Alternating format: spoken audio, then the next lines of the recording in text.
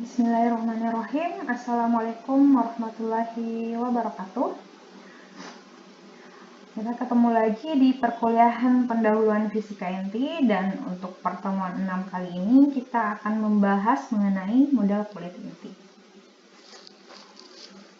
Nah, minggu lalu kita telah mempelajari bagaimana model tetes cairan membantu kita untuk memahami fraksi energi ikat inti dan kestabilan inti.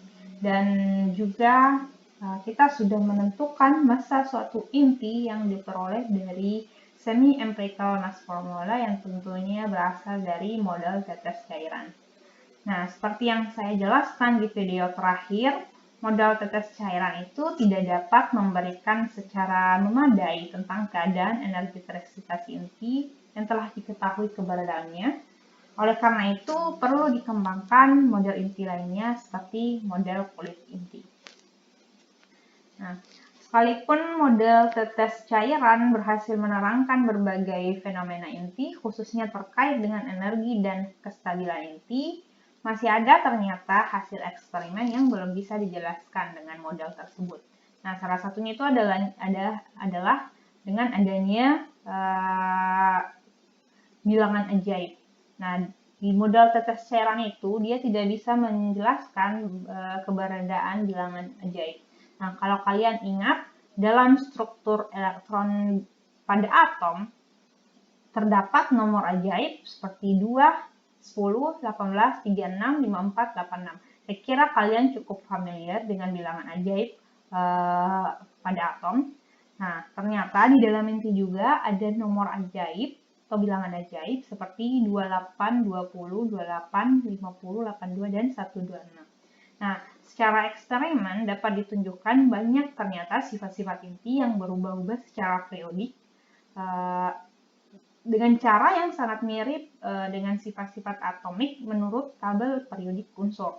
Nah, misalnya inti yang paling stabil itu terjadi bila jumlah proton dan jumlah neutronnya itu sama dengan salah satu bilangan ajaib inti ini. Nah, bilangan ajaib ini hanya dapat dijelaskan dengan model kulit. Nah, di mana proton-proton dan neutron-neutronnya akan membentuk kulit-kulit tertentu mirip dengan kulit-kulit elektron. Nah, lalu bagaimana caranya kita menerangkan keberadaan bilangan ajaib pada inti?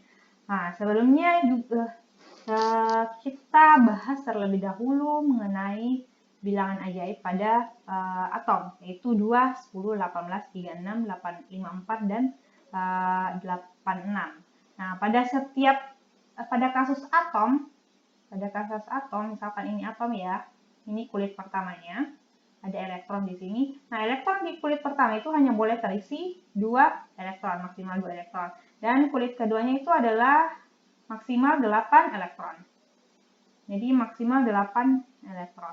Untuk atom netral, dia bersifat stabil jika jumlah elektronnya itu adalah bilangan ajaib.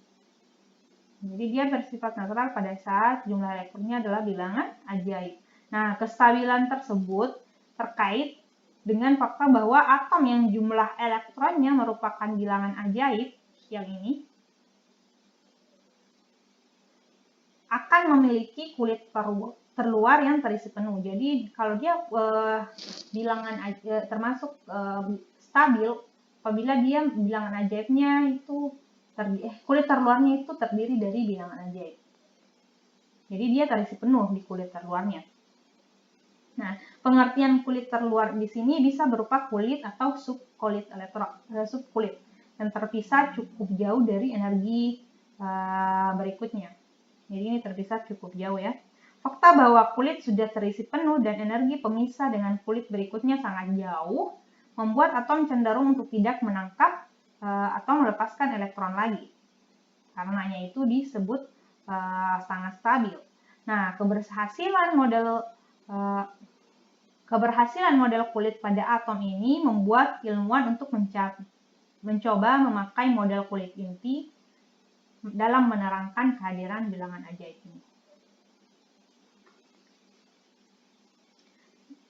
Nah, untuk mendapatkan tingkat energi pada kulit inti, kita harus memecahkan persamaan Schrödinger untuk inti. Saya berharap kalian sudah temukan ini di fisika kuantumnya. Jadi ini yang dinamakan dengan persamaan Schrödinger. Jadi persamaan Schrödinger itu dituliskan sebagai H bar kuadrat per 2M 16 kuadrat ditambah V sama dengan energi.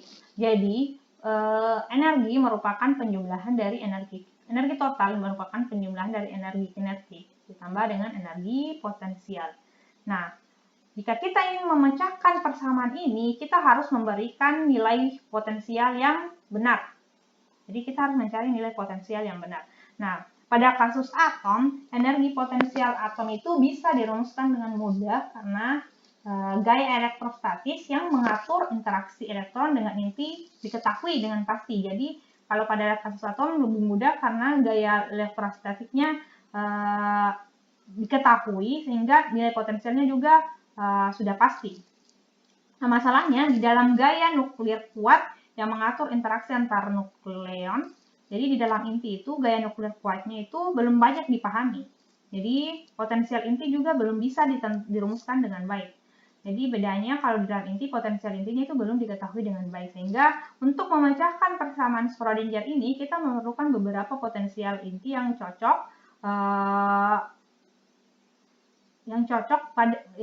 sehingga menghasilkan energi yang sesuai dengan bilangan-bilangan ajaib yang tadi. Nah, untuk model potensial pertama yang akan kita pelajari adalah potensial sentral. Nah, potensial sentral ini adalah potensial yang bergantung pada jarak titik pengamatan terhadap titik pusat inti. Nah, ada 3 kandidat potensial sentral yang perlu dicoba, yaitu potensial kotak tak hingga, osilator harmonik, dan potensial Bose-Einstein. Ketiga potensial ini kita akan masukkan ke dalam persamaan Schrödinger yang tadi untuk memperoleh energi yang sesuai dengan dan menghasilkan bilangan ajaib yang sesuai dengan eksperimen. Jadi untuk pertama, sumur potensial tak hingga, potensialnya dituliskan seperti ini. Nah, nilai potensial ini kita substitusi masuk ke dalam persamaan Schrödinger yang tadi dan akan menghasilkan solusi yang berupa Dirac-Bessel. Nah, Dirac-Bessel itu akan menghasilkan energi seperti ini. Nah, untuk lebih jelasnya, dengan menggunakan potensial kotak tak hingga itu akan diperoleh energi sebesar ini. Nah, kita lihat bahwa bilangan ajaib yang dihasilkan dari model potensial kotak tadi ini adalah sebesar 2 dan 8. Jadi hanya 2 bilangan ajaib yang muncul. Nah, secara keseluruhan hasil Anda peroleh ternyata tidak sesuai dengan hasil eksperimen karena hanya menghasilkan 2 bilangan ajaib yang sesuai. Nah, sehingga kita mencoba mencari solusi lain dengan menggunakan potensial yang berbeda. Potensial berikutnya adalah potensial osilator harmonik. Dengan potensial seperti ini, dituliskan seperti ini, dan akan menghasilkan, jika kita substitusi masuk ke dalam persamaan Schrödinger-nya dan kita selesaikan, kita akan menghasilkan solusi energi sebesar ini. Nah, dengan energi sebesar ini akan diperoleh bilangan ajaib 2, 8, dan 20. Hanya 3 yang sesuai dengan bilangan ajaib secara eksperimen. Sehingga ini juga kurang sesuai. Perlu digunakan model potensial lain pada persamaan Schrödinger-nya. Untuk itu kita gunakan potensial Woods-Saxon.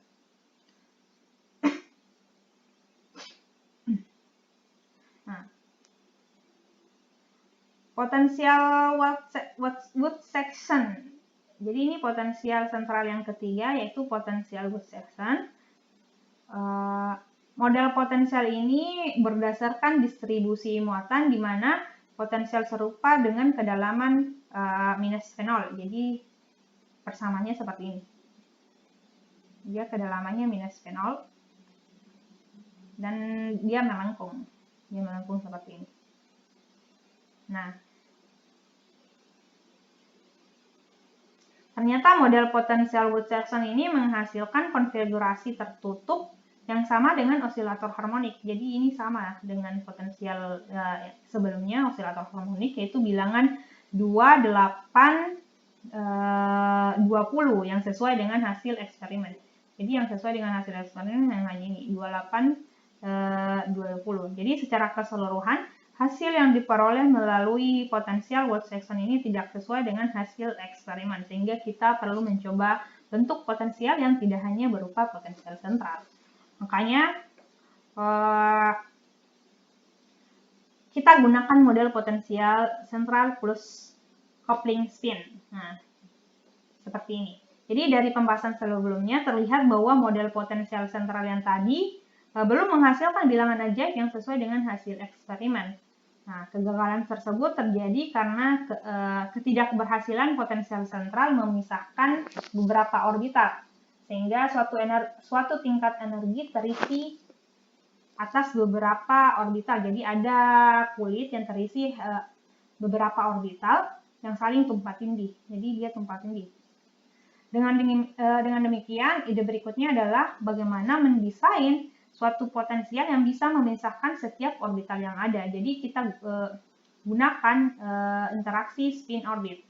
Potensial inti yang digunakan adalah seperti ini. Jadi ada potensial sentral yang tadi digunakan bisa berupa potensial Subertahingga atau oscillator harmonik atau body section, tapi kita tambah dengan potensial coupling. Nah, bentuk potensial untuk intinya dituliskan seperti ini,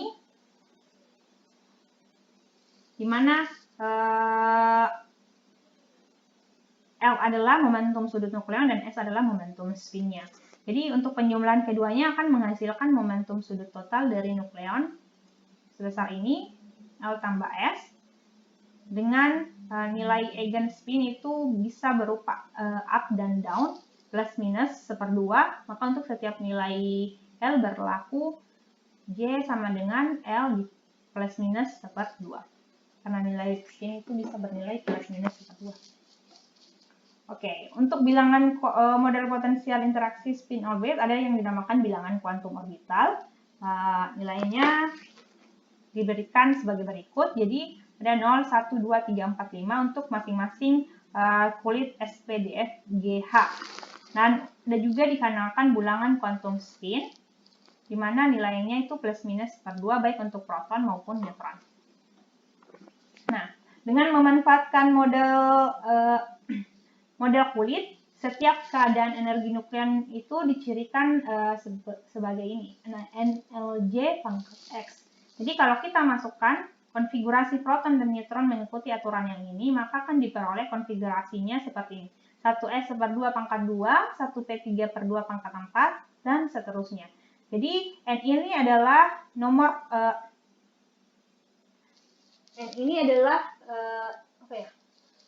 kulit inti. L ini momentum sudut nukleon, terus J adalah momentum sudut total nukleon, jadi J-nya itu bisa berupa L tambah S, plus minus S, atau seperti yang tadi saya tuliskan yaitu L plus minus S itu nilainya 1/2 ya. Oke. Itu nilai J, dan X itu adalah populasi nukleon. Jadi populasi nukleon pada kulit tertentu. Jadi misalkan dia pada 1S/2, maka populasinya itu dapat dituliskan sebagai X itu adalah 2J ditambah 1. Jadi misalkan dia pada 1S/2, berarti nilai J-nya adalah 1/2. 2 dikali 1/2 ditambah 1. Berarti dia populasi pada neutron atau proton pada kulitnya adalah 2. Jadi kita tuliskan 2 di atas sini. Nah, untuk dia pada saat dia di kulit 1P3/2 berarti 2 dikali 3/2 ditambah 1 berarti populasi neutron atau protonnya itu berjumlah 4. Nah, baik proton maupun neutron itu akan mengisi orbital lebih rendah dahulu sampai penuh, baru kemudian orbit yang lebih tinggi sampai nukleon terakhir. Nah, ini sama halnya dengan pengisian elektron pada tiap-tiap kulit. Jadi kita harus isi dia terlebih dahulu pada kulit yang terendah atau energi yang paling rendah. Nah, pada setiap suborbital, nukleon akan membentuk pola berpasangan terlebih dahulu sebelum mengisi keadaan energi berikutnya.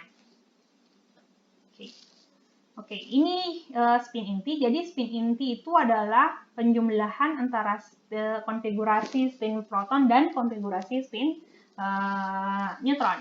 Jadi untuk prediksi spin pada berbagai jenis inti dapat kita prediksi melalui tabel ini. Jadi jika jumlah protonnya genap dan jumlah neutronnya genap, maka konfigurasi spin untuk protonnya itu akan 0 dan neutronnya akan 0, sehingga spinnya juga akan 0. Jadi kalau dia keduanya adalah genap, proton dan neutronnya, maka spinnya adalah 0. Jika protonnya genap, jumlah neutronnya ganjil, berarti yang kita lihat hanya konfigurasi spin pada spin neutron, yaitu dia pasti bilangan bulat plus 1/2, sehingga spinnya nanti bilangan bulat plus 1/2. Jadi yang akan kita lihat di sini adalah apakah nukleon tersebut memiliki pasangan. Kalau dia memiliki pasangan atau dia bernilai genap, maka nilai spinnya adalah 0. Tapi jika nukleonnya itu dia ganjil atau ada yang tidak berpasangan, maka dia pasti bilangan bulat plus 1/2. Lain halnya lagi dengan jika jumlah proton dan neutronnya itu masing-masing ganjil dan ganjil. Nah, kalau ganjil dan ganjil, seperti ini. Kalau dia ganjil, sebelum membahas yang ganjil-ganjil, kita perlu perhatikan dua kaidah pada penentuan spin inti. Yang pertama itu adalah keadaan dasar inti genap-genap mempunyai momentum sudut 0 dan berparitas genap tanpa memperhatikan jumlah proton dan neutronnya. Jadi kalau dia intinya memiliki jumlah proton yang genap dan jumlah neutron yang genap, otomatis nilai spinnya, momentum sudutnya akan 0. Nah, untuk kaidah 2, dalam inti dengan jumlah neutron genap dan jumlah proton yang ganjil, sifat keadaan dasar hanya ditentukan oleh proton. Jadi kita hanya melihat nukleon yang tidak memiliki pasangan atau dia bersifat ganjil. Jadi spin intinya itu akan ditentukan oleh proton yang ganjil atau proton yang tidak berpasangan. Untuk contohnya akan kita bahas bentar. Nah, ternyata dua kaidah tersebut itu tidak dapat meramalkan spin inti dengan jumlah proton ganjil dan neutron ganjil. Jadi jika spin proton ganjil adalah IP dan spin neutron ganjil adalah Ln, maka spin inti bisa mempunyai nilai antara jadi LP ditambah Ln atau LP dikurang Ln. Nah, jadi kalau dia protonnya ganjil dengan neutron yang ganjil, maka ada dua kemungkinan, yaitu nilainya kita jumlahkan atau nilainya kita kurangkan. Nah, selain spin inti, penentuan paritas inti juga akan diperlukan pada pembelajaran model kulit inti. Jadi paritas sistem itu ditentukan oleh Pi sama dengan -1 dipangkat L. Jadi kalian harus tahu lebih dahulu berapa spin intinya untuk menentukan paritasnya. Ini Pi sama dengan -1 pangkat L. Jadi L adalah bilangan kuantum orbital nukleon gas terakhir atau ganjil terakhir. Nah, untuk nukleon pada state S, D, G berturut-turut mempunyai nilai L024. Jadi ini 024. Jadi untuk nukleon pada keadaan VFH berturut-turut mempunyai nilai 135. Jadi ini yang genap dan ini yang ganjil. Nah, ini adalah tingkat energi nukleon menurut model coupling spin Mayer-Jensen.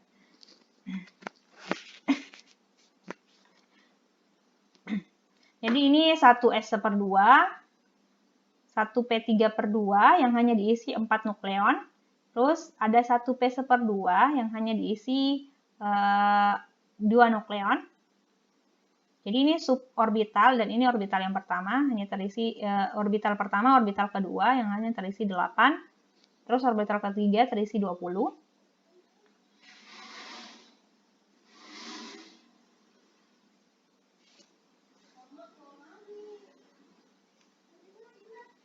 Oke, ini adalah, jadi yang kalian perlu pahami pada pelajaran model kulit inti adalah konfigurasi dari inti ini. Jadi Kalian harus paham 1s/2, 1p3/2, 1p1/2 itu bagaimana.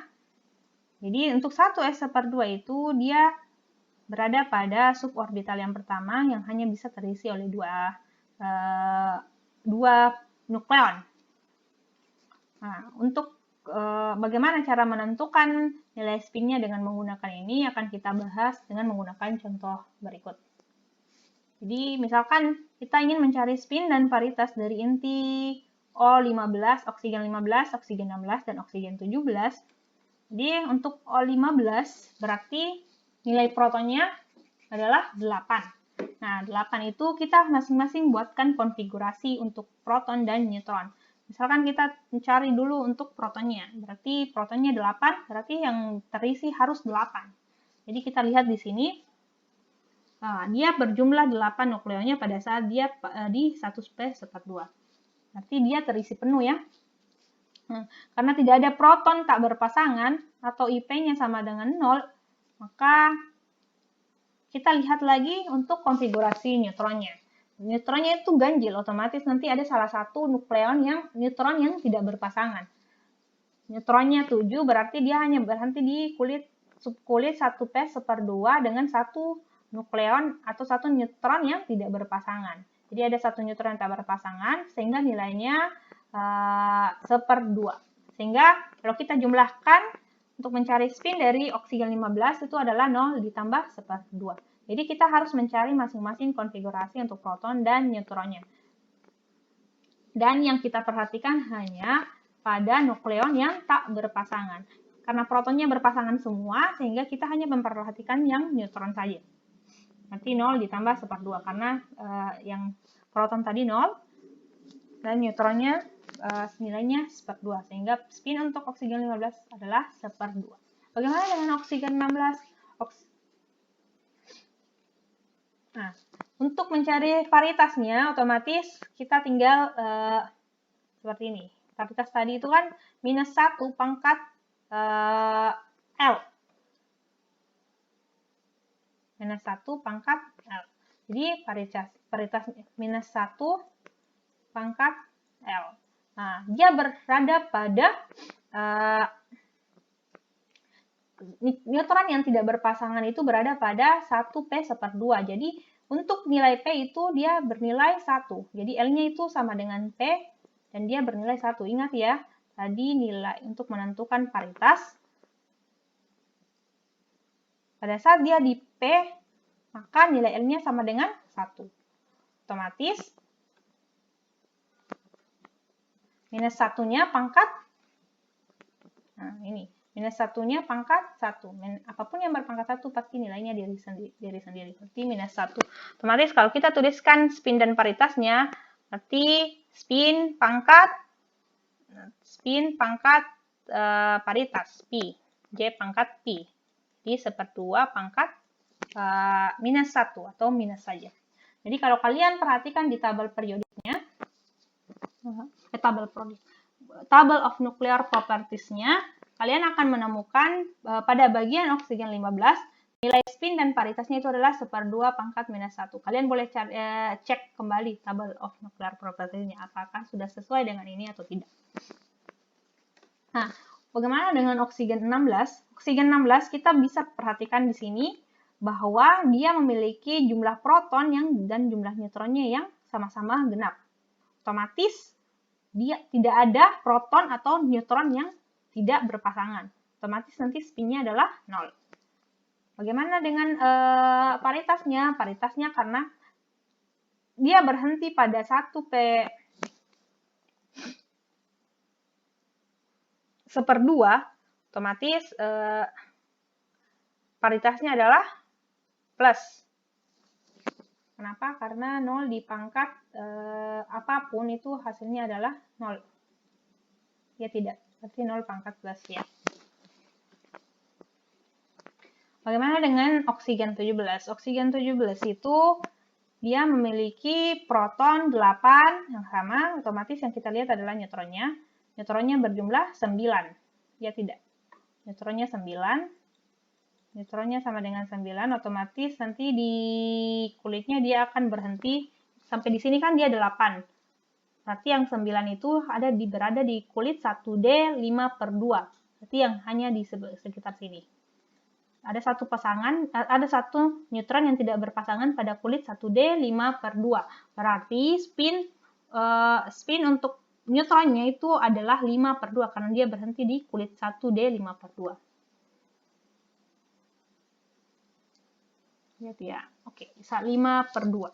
Gimana dengan paritasnya? Paritasnya karena dia tadi di 1D 5/2, berarti dia berada pada kulit D.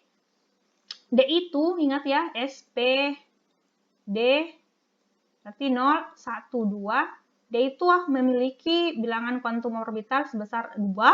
Otomatis P-nya nanti, paritasnya nanti adalah -1 pangkat 2. -1 pangkat 2 berarti 1, otomatis dia bernilai positif. Jadi, paritasnya adalah positif. Kita tuliskan 5/2 plus. Kalian bisa cek juga di table of nuclear particles-nya spin dari oksigen 17 itu adalah 5/2 dan paritasnya adalah plus. Nah, bagaimana dengan Zn63? Zn63 memiliki nilai proton sebesar 30. Jadi kita tuliskan konfigurasinya sampai dia 30. Lihat di proton, dia tidak memiliki proton yang tidak berpasangan sehingga spin untuk protonnya itu adalah 0. Dan untuk neutronnya itu ada 33 sehingga untuk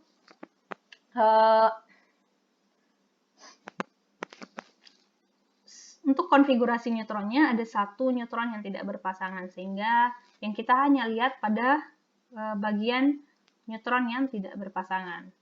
Jadi kalian akan memperoleh spinnya itu adalah 5/2 karena dia berhenti di kulit 5/2. Untuk paritasnya kan kalian peroleh -1 karena dia berhenti pada F. SPD, ingat SPDF itu berarti dia berada pada bilangan genap, jadi paritasnya itu -1 pangkat genap pasti nilainya -1. Otomatis nanti paritasnya -1 atau minus. Oke, untuk latihan kalian bisa mencari spin dan paritas dari inti K44, NB93, dan BA137. Ada kemungkinan kalian akan menemukan nilai spin dan paritas yang tidak sesuai dengan di table of nuclear properties-nya. Itu berarti kalian bukan salah dari tabelnya, tapi bukan mungkin ya, tapi pasti dari konfigurasi yang digunakan. Jadi sebenarnya bukan hanya konfigurasi yang ini saja untuk model kulit inti. Ada beberapa konfigurasi yang digunakan, apalagi jadi untuk konfigurasi model coupling spin Mayer-Jensen ini hanya digunakan pada jumlah proton atau jumlah neutronnya itu tidak lebih dari 50. Jadi kalau misalkan kalian mencari spin dan inti dari konfigurasi proton dan neutron yang memiliki jumlah lebih dari 50, dia itu akan berbeda hasilnya dengan yang ada di table of nuclear properties kalian, karena memang model potensial inti yang digunakan itu beda untuk jumlah proton dan neutron yang lebih dari 50. Saya kira itu bisa dijadikan sebagai bahan RBL kalian, bagaimana mencari spin dan inti dari nilai jumlah proton atau neutron yang lebih dari 50. Oke, sekian untuk pertemuan ke-6 ya. Sekian untuk pertemuan ke-6 ini. Jika ada hal yang kurang jelas, silakan tanyakan melalui komentar pada video ini atau kalian dapat bertanya via chat WA. Terima kasih sudah menyimak sampai akhir. Wassalamualaikum warahmatullahi wabarakatuh.